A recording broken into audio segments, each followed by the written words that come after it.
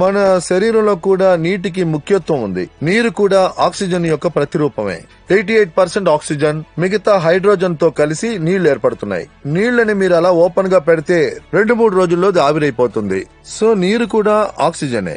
తర్వాత magnetic water తాగడం వల్ల ఏంటి బెనిఫిట్స్ నేను చెప్తాను.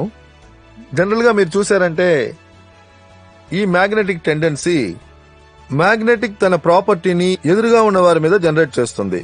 సో ఈ మ్యాగ్నెటిక్ ప్యాడ్ లో ఇందులో full and full high power, high capacity natural bio magnet ని యూజ్ చేసాం.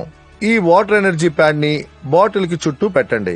With in fraction of seconds ఈ మ్యాగ్నెట్ నీళ్లలోకి తన ప్రాపర్టీస్ ని ట్రాన్స్ఫర్ చేస్తుంది.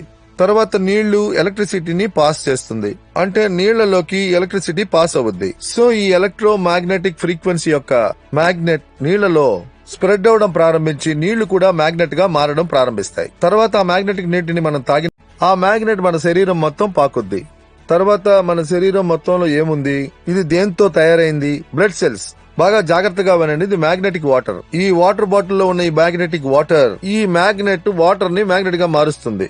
తన ప్రాపర్టీని నీళ్లలో వదిలేసింది. అందువల్ల అది మ్యాగ్నెటిస్ అయింది.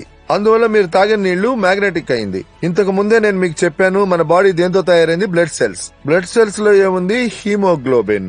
హీమోగ్లోబిన్ లో ఏముంది? ఐరన్. ఐరన్ ఏం చేస్తుంది? మ్యాగ్నెట్ ని అలా లాగుద్ది. దేని లాగుద్ది? మ్యాగ్నెట్ ని అలా లాగుద్ది. కాంబినేషన్ ఏంటి?